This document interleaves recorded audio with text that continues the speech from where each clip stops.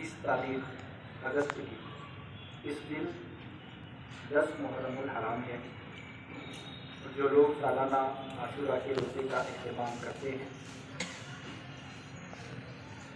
उनकी इत्तला के लिए अर्ज़ कर दूँ, जो यौम आशूरा है वो 20 अगस्त को आ रहा है। अज़ीज़ान मोहतरम, ये दिन एक तारीख़ी पस मंज़र रखता है। अल्लाह का जो निज़ाम होता है वो एक्सीडेंटली या इमरजेंसी या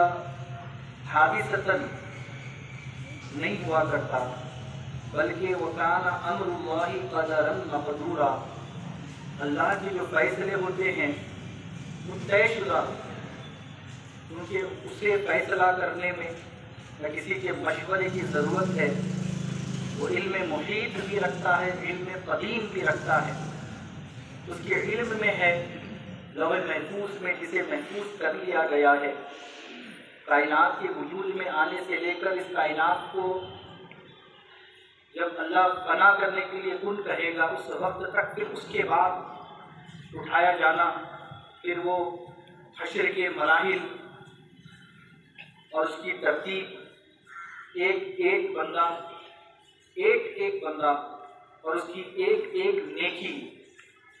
उसकी ज़िंदगी का एक सेकंड, एक लम्हा, और उस सेकंड के भी अगर हज़ारों करोड़ों हिस्से बनाए जाए, अल्लाह उस हर चीज़ से वाकिफ़ है और इल्म मुहीत रखता है। और अल्लाह का निज़ाम यही है कि जो चीज़ हो रही है वो तयशुदा, उसके इल्म में ये चीज़ महफूज है कि ये चीज़, ये काम इस तरह, इस वक्त पर इस तरह होने वाला है। हर चीज़ अल्लाह के इल्म में है। हाँ, अल्लाह की मशीयत में है, उसकी मशीयत के बगैर कोई काम नहीं होता। लेकिन मशीयत कॉमन है, रजामंदी और नाराज़गी दोनों को। जो मशीयत होती है अल्लाह की वो कॉमन है, रजामंदी हो या नाराज़गी हो, दोनों को कॉमन है। यानी अल्लाह के चाहे बगैर कोई चीज़ नहीं हो सकती, लेकिन उस चाहने में कभी अल्लाह राज़ी होता है, कभी नाराज़ होता है। ऐसे बहुत सारी मिसालें हैं कि अल्लाह ने बंदे को इख्तियार दिया और इख्तियार देकर अल्लाह ने फरमाया इन्ना हदैनाहुन नजदैन, दोनों राहें बता दी हमने खुले तौर पर। फमन शाअ फलयुमिन, अब इस राह पर चलकर कौन ईमान इख्तियार करता है, वमन शाअ फलयकफुर, और जो चाहता है वो कुफ्र इख्तियार करता है। अल्लाह ने दोनों को इख्तियार दे दिया। लेकिन कोई चीज़ अल्लाह की मर्जी नहीं, उसकी मशीयत के बगैर नहीं। मर्जी रजामंदी को कहते हैं। तो कोई ईमान लाता है, यकीनन ये मशीयत है, लेकिन अल्लाह की रजामंदी के साथ। कोई अगर कुफ्र की राह पर चलता है तो अल्लाह की नाराज़गी ज़रूर है, लेकिन उसकी मशीयत के बगैर कोई काम नहीं हो सकता, क्योंकि उसका मामला यही है कि जब तक उसकी मशीयत न हो, दरख्त का पत्ता हिल नहीं सकता, ये फिजाओं में हवाएं नहीं चल सकती, ये उसका निज़ाम है। तो जो चीज़ होने वाली है उसकी रजामंदी हो या नाराज़गी हो, उसकी मशीयत के तय है, उसके मातहत है। पर एक तारीख़ी मंजर, एक तारीख़ी सिनेरियो 10 मुहर्रम हराम का है। आदम अलैहिस्सलाम की पैदाइश से लेकर ईसा अलैहिस्सलाम की विलादत तक और आपके उठाए जाने तक, और फिर हुजूर पाक सल्लल्लाहु अलैहि वसल्लम के मदीना तशरीफ ले जाने के बाद 10 मुहर्रम हराम को यहूदियों के रोज़ा रखने तक, और फिर उसी ही अजीम दिन पर, उसी ही 10 मुहर्रम हराम जो तारीख़ी पस मंज़र रखता है और हर कोई जानता है, और ये बातें अर्ज़ भी की जाती कि इस 10 मुहर्रम हराम, जिसे यौम आशूरा कहते हैं, इसकी बहुत फजीलत आई है। चाहे वो आदम अलैहिस्सलाम की तौबा की कबूलियत हो, या फिर नूह अलैहिस्सलाम की कश्ती को बहिफ्ज़ अमान साहिल तक पहुँचा देना हो, یا پھر ابراہیم علیہ السلام کو خلیل اللہ بنانا ہو، یا پھر آگ پر آگ کو گلزار کرنا ہو، چاہے وہ ادریس علیہ السلام کو آسمانوں پر اٹھا لیا جانا ہو، رفعناہ مکانا علیہ، چاہے وہ یونس علیہ السلام کو مچھلی کے پیٹ سے آزاد کرنا ہو، چاہے پھر وہ موسیٰ علیہ السلام اور قوم بنی اسرائیل کو فرعون اور قوم فرعون سے نجات دلانا ہو، یہ تمام امور، اور پھر آخر میں وہی ایک تاریخی واقعات کے تسلسل کو برقرار رکھتے ہوئے اسی دن پھر نواسۂ رسول اہل بیت اطہار امام حسین اور آپ کا خانوادہ رسول کو کربلا کی اس لک و دک صحرا میں شدت کی پیاس، تکلیف اور نہایت ظلم اور بربریت کے ساتھ شہید کر دینا ہو، تو یا پھر الفاظ دیگر اللہ کے دین کی تحفظ اور بقا کے لیے حضور پاک صلی اللہ علیہ وسلم کے بتائے ہوئے اصول و قوانین اور خلفائے راشدین کے منہج صحابہ اور اس دین حنیف کو خاندانی وراثت اور ملوکیت بننے سے بچانے کے لیے، تاکہ اس میں اسلامی جمہوریت کی اقدار اور ویلیوز باقی رہیں، اسلام کا وہ نظام جو بادشاہ سے ہٹ کر خلافت کی طرف رہنمائی کرتا ہے، جو کسی کی ذاتی ملکیت اور ذاتی پراپرٹی، ذاتی حکومت پر مبنی نہیں، بلکہ جمہوری طرز پر اللہ کے نظام کو عدل و انصاف کے ساتھ غیر جانبدارانہ طور پر، نیوٹرل اور بالکل غیر جانبدارانہ طور پر عدل و انصاف کو قائم کر کے اللہ کے دین کو تمام دنیا تک پھیلانا، اور تقوی اور پرہیزگاری اور عدل کے اس منہج اور نظام کو برقرار رکھنے کے لیے نواسۂ رسول کا اپنے اہل و عیال، اپنے بھتیجوں اور بھانجوں، جن میں امام حسن کے بھی شہزادے امام قاسم، ان سب کی جانوں کو اتنے عظیم مقاصد کے لیے بشمول اپنی ذات کے قربان کر دینا، تاکہ رہتی دنیا تک ایک عظیم اسوہ اور ایک عظیم مثال قائم رہے کہ جگر گوشہ رسول اور جگر پارے سیدہ کائنات امام حسین اور خانوادہ اہل بیت نے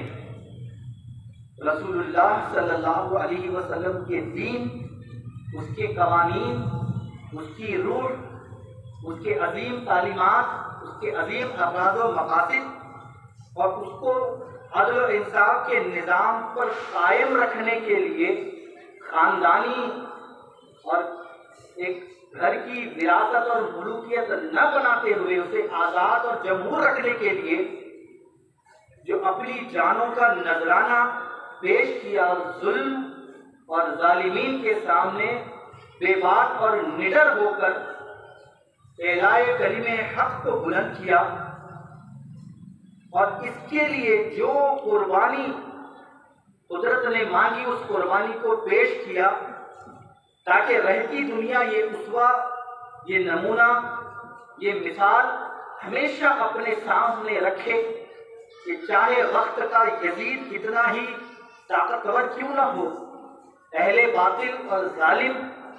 کتنے بھی قوت آزما کیوں نہ ہو، لیکن جب حق کو قائم کرنا ہے، عدل و انصاف کے نظام کو قائم کرنا ہے، سچائی کی راہوں کو روشن کرنا ہے، دین اسلام، دین حنیف، دین مصطفیٰ کو آباد رکھنا ہے اور اس کی ترقی اور کامرانیوں کے لیے ہمیشہ مصروف رہنا ہے، تو یہ اسوہ سامنے رکھا جائے یہ زندگی سامنے رکھی جائے، یہ قربانی سامنے رکھی جائے، یہ شہادتیں سامنے رکھی جائیں کہ اللہ کا مقرب اور محبوب ہونا اتنا آسان نہیں ہے، جنت میں داخلہ اور جنت کا پروانہ اتنا آسان نہیں ہے۔ اللہ کے دین کی سرخروئی کے لیے اور عدل و انصاف کو قائم کرنے کے لیے اور حق کو بلند کرنے کے لیے قربانیاں ہمیشہ سے دیتی گئی ہیں اور دی گئی ہیں اور آگے بھی دی جائیں گی، لیکن پیر لڑکھڑا نہ جائیں، بازوؤں میں قوت کمزور نہ ہو جائے، زبان میں اگر حق بولنے کی سکت باقی نہ رہے اور ظلم کے طاقتور اور مضبوط اور اسباب سے لیس ہونے کی وجہ سے کہیں اسے اس کی آنکھوں میں آنکھیں ملا کر سچ کہنے کی کہیں ہمت اور بیوا کی جسارت اگر ختم ہو جائے تو پھر کربلا کے اس منظر کو یاد کیا جائے کہ اگر یہ چاہتے تو رسول اللہ کے نواسے تھے، اگر صرف اور صرف آسمانی مدد پر ہی کامیابی کا اگر دار و مدار ہوتا تو سب سے پہلے آسمانی مدد اگر اترتی تو کربلا کے میدان میں اترتی، لیکن اس میدان کارزار میں ان قربانیوں کو اور ان شہادتوں کو مطلوب رکھا گیا، اس دھرتی کو اس دھرتی کے نفوس قدسیہ اور پاکیزہ تر خون سے زرخیز اور سیراب کیا گیا۔ اس دھرتی پر سب سے پاکیزہ خون کوئی ہے تو وہ رسول اللہ اور آل رسول کا ہے، اور وہی خون اتنا پاکیزہ اور مقدس تھا کہ جس کے ذریعے سے صرف کربلا کی سرزمین کو زرخیز اور آباد نہیں کیا گیا بلکہ اسلام کی دھرتی کو، اسلام کی زمین کو ایسا زرخیز اور ایسا سیراب کر دیا گیا کہ صبح قیامت تک اسوہ حسین پر چلتے ہوئے جب جان کا نذرانہ اور قربانی اور شہادت دینے کا وقت آئے گا تو ہر اس عظیم جانباز کے لیے اسوہ حسین نمونہ ہوگا، اور جب پیر لڑکھڑائیں تو اسوہ حسین کو یاد کر لیا جائے کہ امام حسین تو امام حسین ہے، آپ نے اپنے معصوم بچوں کو بھی اللہ کی راہ میں قربان کر دینا گوارا کر لیا، لیکن اللہ کے نظام اس کے دین پر سمجھوتا نہیں کیا، ظلم کے آگے گردن نہیں جھکائی، ناانصافی کے آگے گردن نہیں جھکائی، گردن کٹ جائے یہ گوارا کر دیا، لیکن گردن جھکانا سوائے اللہ کے کسی اور کے سامنے یہ آپ نے گوارا نہ کیا۔ یہ عظیم مثال پوری دنیا کے سامنے پیش کیا جانا مقصود تھا، تبھی تو اس وقت قربانیوں کو مانگا گیا اور بتایا گیا امت کو کہ اگر تمہارے پاس آج ظلم سے ٹکرانے کے لیے اسباب نہیں ہیں، تم آسمانی مدد کی امید میں ہو، کوئی مسیحا اترے، جبریل اپنے فرشتوں کے ساتھ غائبانہ طور پر اترے اور وہ سرخ امامے، وہ سبز امامے، وہ سفید اماموں سے لیس جو فرشتے بدر کے میدان میں اترے، احد کے میدان میں اترے، وہی کچھ مدد آج اگر ہمارے ساتھ بھی اترے تو ہم حق کے لیے کھڑے ہوں، سچائی کے لیے کھڑے ہوں، عدل و انصاف کے نظام دین اسلام کی دعوت و تبلیغ کے لیے کھڑے ہوں، تب ہم کھڑے رہیں گے۔ یہ غلط فہمی اور غلط ذہن آپ کے دماغ میں تیار نہ ہو، اور اگر یہ ساری چیزیں تیار ہوتی ہے تو اس منظر کو بھی یاد کر لیا جائے کہ کافر ہے جو کرتا ہے شمشیر پر بھروسہ، مومن ہے تو بے تیغ بھی لڑتا ہے سپاہی۔ کافر اپنی تلوار پر بھروسہ کرتا ہے اور جو مومن ہوتا ہے وہ اپنے ایمان پر بھروسہ کرتا ہے۔ اسی لیے علامہ اقبال نے کہا مومن ہے تو بے تیغ بھی لڑتا ہے سپاہی۔ بے تیغ کہتے ہیں تلوار اور ہتھیار، مومن ہے تو بے تیغ بھی لڑتا ہے سپاہی۔ عزیزان محترم، باتیں بہت کچھ ہے کرنے کے لیے، آج کے حالات کچھ اور ہیں، اسی لیے مختصراً عرض کر دوں، ایک تاریخی منظر رکھتا ہے، کبھی اس موضوع پر ہم جمعہ میں تفصیل سے بات کریں کہ شہادت امام حسین کا اسی 10 محرم کو ہونا، دیکھیں سمجھے، کوئی چیز اسلام میں اتفاق، اللہ کا فیصلہ اتفاق نہیں ہوتا، ایکسیڈنٹلی نہیں ہوتا، فوراً ہو گیا، ارے پہلے نہیں تھا ہو گیا، نہ، یہ تو لوح محفوظ میں ابھی آدم علیہ السلام بھی پیدا نہیں ہوئے، اس سے پہلے اللہ نے یہ فیصلے لوح محفوظ میں لکھ چکے ہیں۔ تو یقینی بات ہے جو ایک تاریخی پس منظر چلا آ رہا تھا کہ اللہ تبارک و تعالیٰ نے ایک عظیم تاریخ رکھی 10 محرم الحرام کی، آدم علیہ السلام سے لے کر عیسیٰ علیہ السلام تک، پھر موسیٰ علیہ السلام کی جو اللہ نے نجات دی تو حضور نے حکم دیا کہ اس دن روزہ رکھا، کیونکہ یہ نجات کا دن ہے، اس دن روزہ رکھا۔ ہاں یہودیوں سے مشابہت نہ ہو اس لیے 10 محرم کے ساتھ 9 کو ملا لو، 2 روزے رکھ لو، اور پھر اس کے بعد سانحِ شہادت اہل بیت کا یہ نہایت تکلیف دہ اور ہمیشہ جب بھی یاد آتا ہے ہمیشہ ایک ہمت بھی دیتا ہے، دل میں غم اور تکلیف کو بھی بڑھاتا ہے، ساتھ ہی ساتھ ایک پازیٹیو انرجی، ایک مثبت ہمت دے کر جاتا ہے کہ حق اور سچ کے لیے، عدل و انصاف کے لیے کھڑے ہونا چاہیے۔ قربانیاں ہو سکتی ہیں لیکن اپنی قربانیاں بڑی لگیں، مشکل لگیں تو پھر کربلا کا میدان بھی یاد کر لیا جائے کہ قربانیاں ایسی بھی ہوئی ہیں، اب اس قربانیوں کے سامنے اپنی قربانیوں کو کمپیئر کیا جائے، تقابل کیا جائے تو ہم ان کی جوتیوں کی خاک میں بھی دکھائی نہیں دیں گے، اس سے ایمان میں اضافہ ہوگا۔ تو یہ تاریخی پس منظر پھر 10 محرم کو امام حسین اہل بیت کی شہادت یہ عظیم سانحہ ہے، اور ہمارے لیے یہ لازم اور ضروری ہے کہ ان جانبازوں نے جو اسلام کی تحفظ اور بقا اور اصول و قوانین کے استحکام اور اس کی حفاظت کے لیے جو قربانیاں دی ہیں، ان قربانیوں کو ہمیشہ یاد رکھا جائے، ان کے اسوے پر چلا جائے، ان کے طریقہ کار پر چلا جائے، ان کی زندگیوں سے روشنی حاصل کی جائے، اپنے دلوں کو، اپنے ایمان کو ٹٹول کر ان کے اسوے سے، ان کے عمل سے، ان کی قربانیوں، ان کی شہادتوں سے اپنے ایمان کو روشن کیا جائے۔ یہی شہادت امام حسین، شہادت کربلا کا ہمارے سامنے سبق ہے، جسے ہمیں سیکھنے کی، سمجھنے کی، اپنی نسلوں کو سمجھانے کی ضرورت ہے، تاکہ امام حسین، امام حسن اہل بیت اطہار، حضور کے آل رسول، اہل بیت کی محبت یہ ایمان کا حصہ ہے۔ اپنے بچوں کو جب ہم ساری چیزیں دنیاوی اعتبار سے بھی سکھاتے ہیں، دینی اعتبار سے قرآن و سنت سکھاتے ہیں،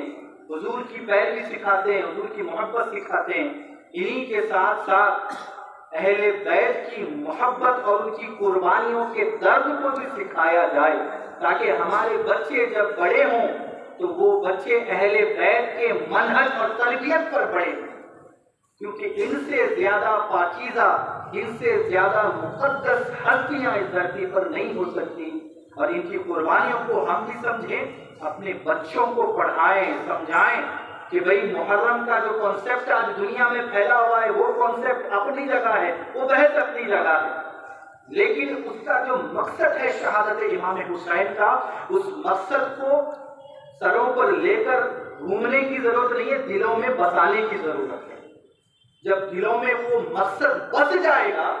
تب حقیقی معنی میں اہل بیت اور امام حسین سے محبت کا